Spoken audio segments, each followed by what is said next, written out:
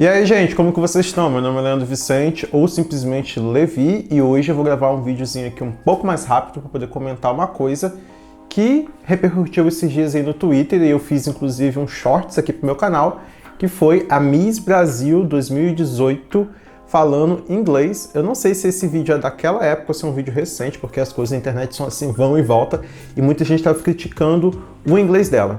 E eu já resumi o que eu acho desse assunto lá nas minhas redes sociais. Eu postei no Twitter, no TikTok, no Instagram. Se você não me segue, vai lá, que eu já defendi a Maíra Dias, eu já dou aqui meu spoiler, que eu acho que ela não falou inglês mal. E eu vou colocar para vocês aqui um trecho dessa declaração que ela deu. I am Mayra Diaz, Miss Brazil 2018, and I'm proud of being from the Amazon in Brazil. And my mission is make people aware of the importance of the environment. This is crucial to ensure the future of the next generation. Conserve the Amazon is preserving life on the earth. Thank you so much. Como eu já falei lá nas outras redes sociais, para mim ela se expressou muito bem.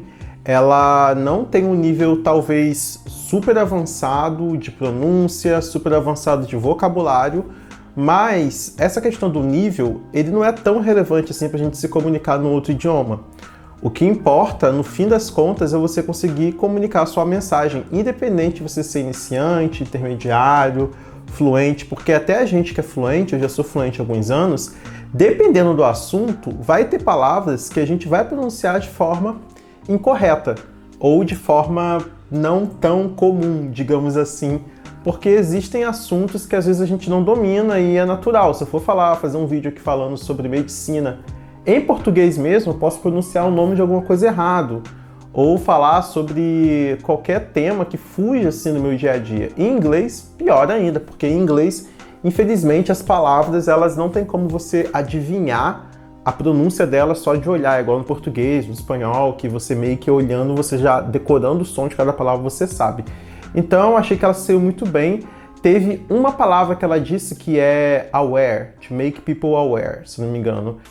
And my mission is make people aware of the importance. Que a forma como ela falou, eu fiquei um pouco na dúvida de cara, mas no contexto dá para entender que ela está falando de conscientizar as pessoas. Então vocês veem que até mesmo a palavra que ela pronunciou de um jeito que realmente dificulta mais o entendimento, não atrapalhou o foco da mensagem, sendo que a maioria das outras palavras ela pronunciou de um jeito que dá para compreender tranquilamente, principalmente dentro de um contexto.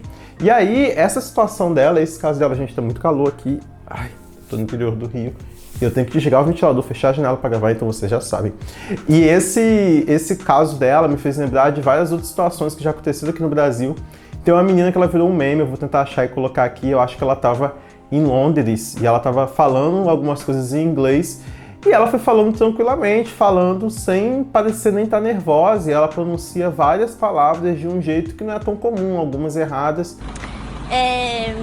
Brasil, today is my last day in London, quase very beautiful city, e I love Londres, e I say to you, save money. Because everybody who travel is very poor like us. E ela virou meme, a galera super zoou. E assim, mano, a pessoa só parou ali pra poder gravar uma coisa falando um idioma. E as pessoas começam a cair em cima, as pessoas começam a hostilizar muitas dessas pessoas que falam menos do que aquela pessoa, talvez. E mesmo que fosse um falante nativo, qual o sentido de você sair criticando, atacando uma pessoa que está tentando falar um idioma que não é o idioma nativo dela e que está conseguindo se comunicar na maioria das vezes?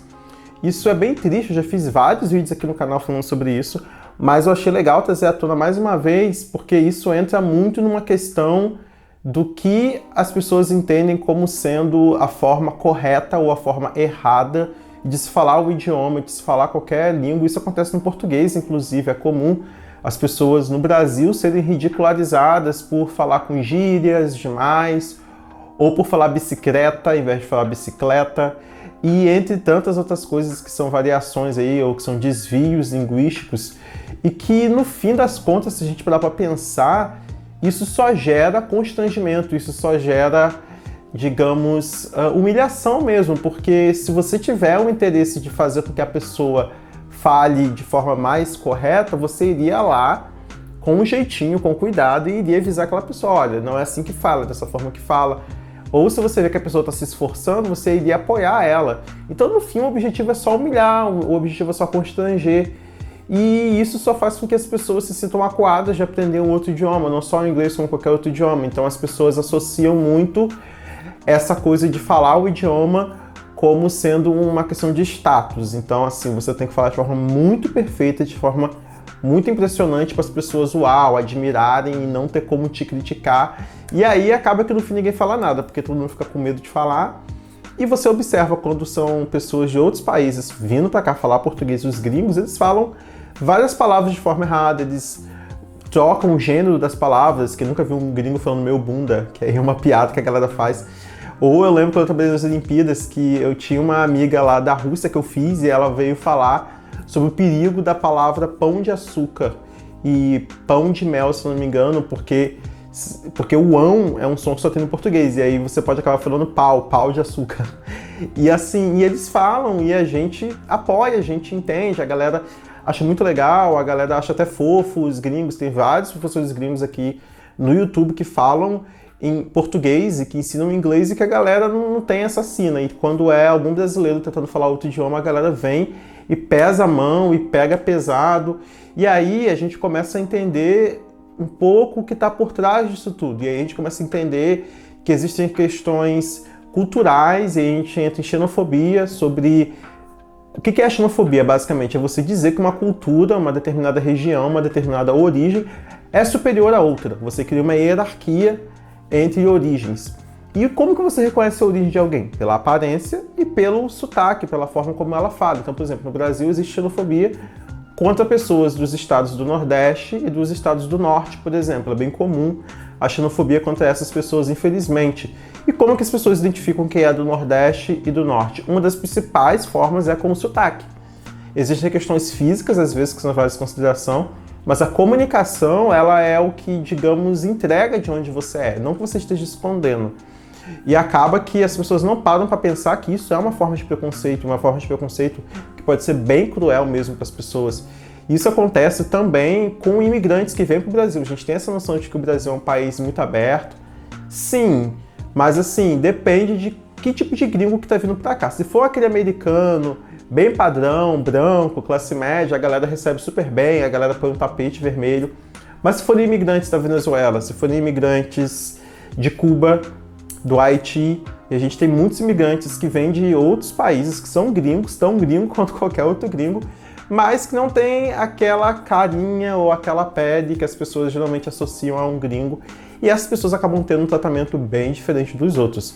E aí, expandindo um pouco mais essa reflexão, eu queria comentar também sobre os sotaques de pessoas que falam inglês fora do Brasil mesmo, que rola essa xenofobia até mesmo com relação a pessoas que são nativas no idioma, como por exemplo indianos. Muitos indianos eles aprendem inglês desde criança e o inglês indiano ele tem suas próprias características, ele é uma variação do inglês legítima. Eu já fiz um vídeo aqui no meu canal com um amigo indiano falando sobre o inglês na Índia. Não é todo mundo na Índia que fala inglês, mas tem pessoas que são alfabetizadas em inglês lá e eles têm a forma própria de falar que eu particularmente acho muito fofo e eu acho bonito. Mas as pessoas pegam bem pesado, fala que é feio, fala que indiano não sabe falar inglês direito, sendo que, na verdade, o problema é que a gente não é acostumado a ouvir o inglês indiano desde novo. A gente acaba ouvindo muito o inglês americano, geralmente o inglês americano falado por um cara branco de um centro urbano. Você também não costuma ouvir o inglês americano falado por negros do interior, por exemplo, né? Então você acaba criando aquela imagem. Então, muitos indianos sofrem essa xenofobia nos Estados Unidos e outros países por falarem uma variante do inglês que não é aquilo que as pessoas estão acostumadas. E aí as pessoas acabam tendo dificuldade mesmo de entender. É natural, se você ouve uma variante de um idioma que você não está acostumado a ser exposto, você vai ter dificuldade. Mas qual que é a solução? Você passar a ouvir mais, você consumir, ouvir mais pessoas que falam com aquela variante e não falar que aquelas pessoas estão erradas. É a forma como elas falam, da mesma forma que o brasileiro tem sua forma de falar, o norte-americano tem sua forma de falar, o europeu de vários diferentes países falam de diferentes formas. Diferentes países do continente africano falam inglês também, tem as variantes lá da Oceania, tem várias pessoas, tipo, vários países da Ásia que falam da sua forma, e tá tudo bem, isso revela quem nós somos, e eu te convido a refletir sobre a relação que você tem com os sotaques. Se você acha que um sotaque é mais bonito ou mais feio do que o outro, se isso é realmente uma questão de gosto, ou se isso não é uma influência do que a gente sempre ouviu, do que a gente sempre escutou, dos estereótipos, das piadas que estão na mídia. O que faz um sotaque ser bonito? O que faz um sotaque ser feio? Isso é uma coisa importante da gente pensar. Abrir mais a mente, se desarmar um pouco mais e até mesmo olhar para a gente, para o nosso próprio processo de aprendizado com mais carinho, olhar para a diversidade de idiomas e de sotaques no mundo também com mais positividade. E era isso que eu queria falar, era um vídeo um pouquinho mais rápido hoje, sem muita edição, espero que vocês gostem desse formato. Eu quero que você deixe aqui embaixo outras sugestões de vídeo que você tiver, tá bom? Aqui no meu canal eu falo sobre esses assuntos, diversidade cultural, idiomas, viagens, se você gosta disso, se inscreva e manda aí para algum amigo no WhatsApp esse vídeo, tá bom? Vejo vocês na próxima.